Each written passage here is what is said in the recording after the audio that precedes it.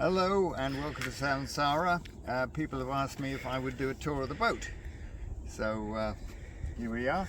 The anchor's down at the bottom at the moment. It is a Rockner 20 kilo, which is ludicrously heavy for a 32-foot boat. But when I ordered it, they didn't have the 15 kilo, and frankly I've never regretted it. It's basically a storm anchor, and the fact is when the storm comes you want it on the bottom of the river, not in the bilges. So I'm happy with that. We've got a great big windlass to get it up. There we go. Two spinnaker poles, which is great for twin headsails rolling down the trades. And we've got a broken stanchion there. I should explain that the boat is having a refit this winter, so you won't find her very smart. I'll do another little tour in the spring when everything is pristine and the decks have been painted. Intriguing thing here is the winch arrangement. Normally you'd have a winch on each side and one on the back for reefing. I've only got one winch and it's at an angle, so that deals with the staysail halyard and also the reefing pennants. There's no winch on the other side because that's the spinnaker halyard and it's got a sock on it, so all I've got to do is make sure I get it properly up before I raise the sock. And reefing pennants are under here. They go through a couple of stoppers and it's quite simple. You just pull both of them, and then once there's a bit of strain on it, one of these goes on the winch. The halyards are back to the cockpit. Now a lot of people have pennants and everything back to the cockpit and they never have to go out on deck at all. I don't actually think that's a very good idea, because it means you're not used to going on deck, and the more you go on deck, the more used to it you become. Know where to put your feet, know where the handholds are, and the less likely you are to fall over, because I don't wear a harness. You'll notice there's no jack stays. I took those off, they were getting in the way, and I found that with a harness with a great big sort of 2-meter tether on it or whatever it was, if I fell over the side I was never going to get back in. I would just drown and eventually dissolve, and the boat would arrive at her destination with me hanging over the side. Far better not to fall over. I do have a harness with a 75 centimeter tether, so if I have to get at the gate to take the mainsail off, which means I'm standing right up here working with both hands, and I have a very short tether and I cannot fall over the side. It's simply not long enough. And I will attach it to the trysail stay. Notice there is a stay up the mast here.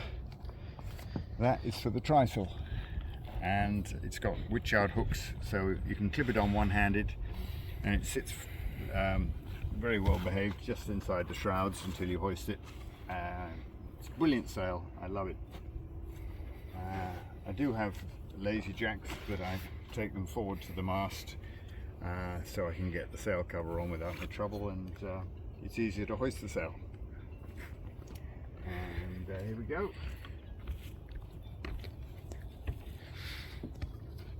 These are that's the main halyard winch, that's the topping lift. It's fine because you can steer with your bottom at the same time as pulling the halyard and hoist the mainsail. I would love to have a secondary winches, but I don't have them. So when I've got the the trysail up and the headsail, I have to use a handy billy on the trysail sheet. But I've just got used to that now, so I don't bother about it. The sheet goes back to this cleat here. Look at my tiny dinghy. Have you ever seen anything so small? It was a bit of a mistake actually. I meant to order a bigger one, but somehow it turned up that size. It's brilliant because it's so light, you can blow it up in no time at all, so you don't feel you have to trail it around or put it on the coach roof. I just deflate it, blow it up whenever I need it, and I row everywhere. I do have an electric outboard which is hardly ever used, and I'm wondering whether it's worth keeping, but I've got it, so I do keep it. 80-watt solar panel there. This is the best thing of all. That is a Rutland winch charger, and I cannot believe how good that machine is. It just pumps the amps in. It's astonishing. These are nice little things. This is a nice little touch. You've got a nice little seat here, haven't you? You see? You sit up there and you can see everything. And it means that I can have, release that, I can have a 7 kilo gas cans. They're in there.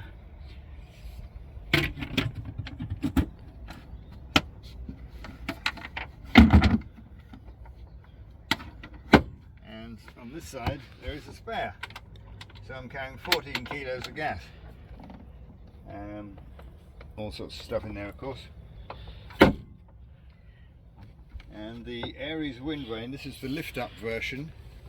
I don't know when they stopped making it, sometime in the 1980s. Absolutely the best, because you can tip the whole thing upside down and get it out of the water.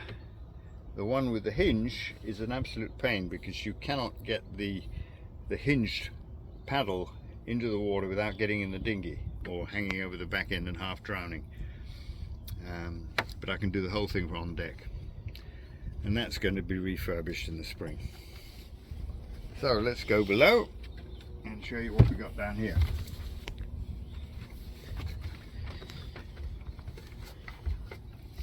So chart table. Nobody uses chart tables anymore because it's all done on your phone. I do have a little plotter here, which is good because that's basically a completely separate system. So if the navionics fails or my phone falls over the side or something, I've got a plotter. But basically it's just used for the AIS. And the clothes pegs are, every time I switch something on, like the instruments, clothes peg goes on it, so that we know what's switched on and what isn't. And there, what else have we got? I've got a Navtex, which I never use.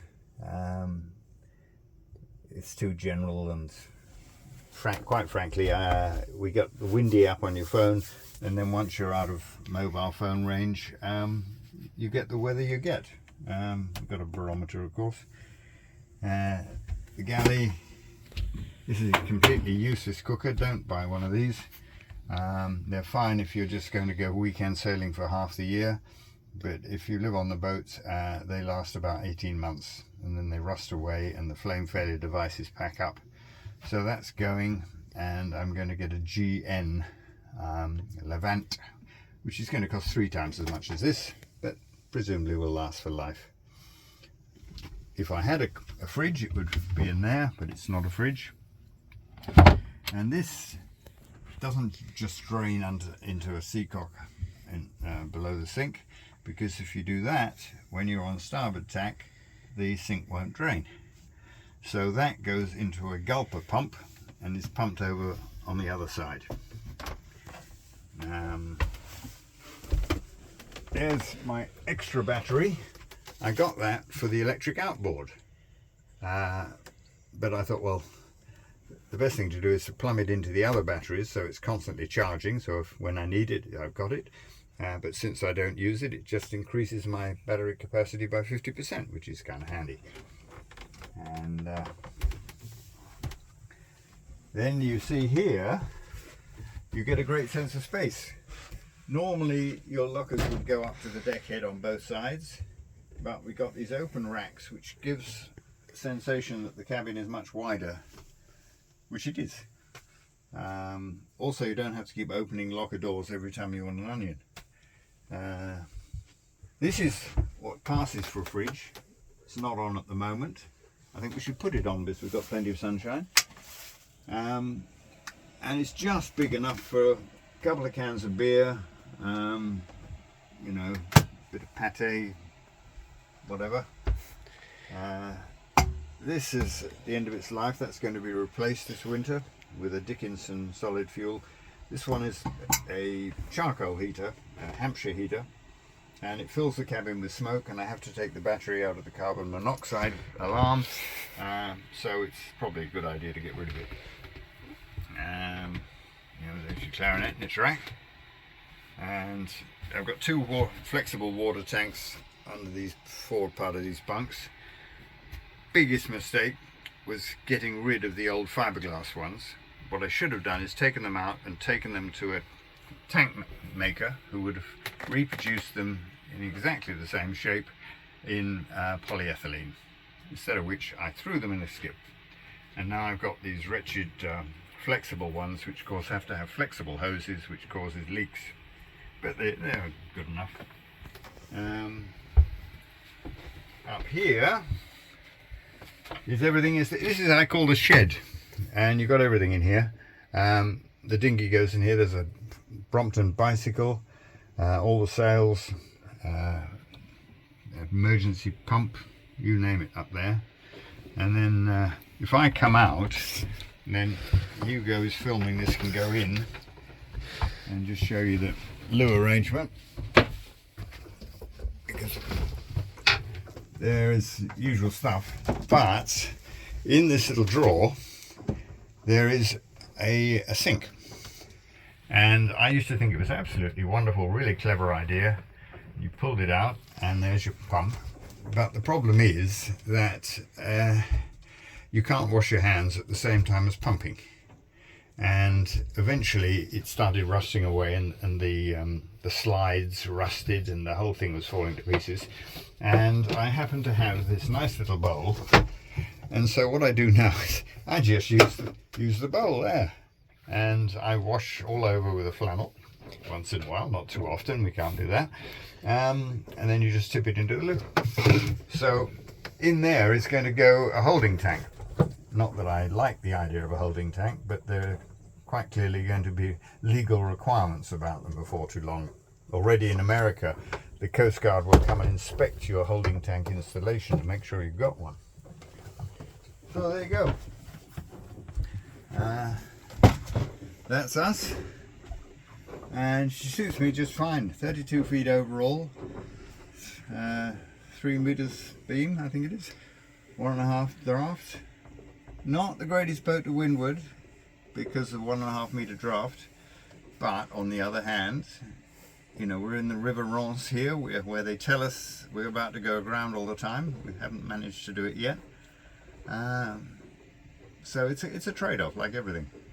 If I had a Rival 34 with the deep draft, well, that's nearly 2 meters, and you know, that's a lot of depth. So there you go.